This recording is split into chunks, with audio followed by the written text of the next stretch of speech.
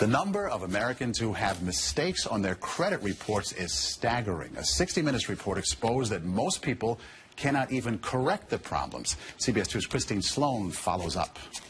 Meg Pasternak says a mistake on her credit report nearly destroyed her credit.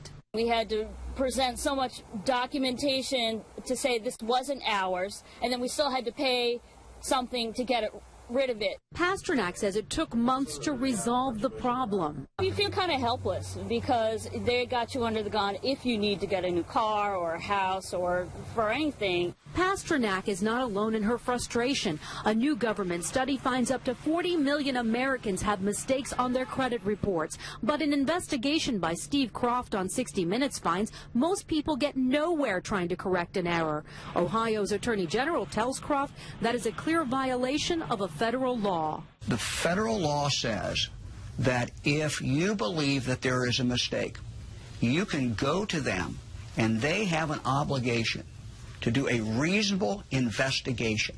They're not doing a reasonable investigation. End result, if we're successful, is a deletion of that record from your credit report. The credit pros in Newark help people fight agencies like TransUnion and Experian. All the information they receive from a customer, they translate it into a code. They don't forward the letter and the proof of payment to the creditor.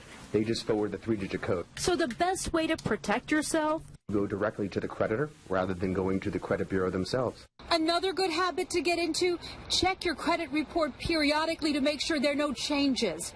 In Clark, New Jersey, Christine Sloan, CBS 2 News. And like 60 Minutes, we were unable to get an actual person at the 3 credit reporting agencies. 60 Minutes was referred to the spokesperson for the agencies, who provided a statement citing an industry-sponsored survey that showed 95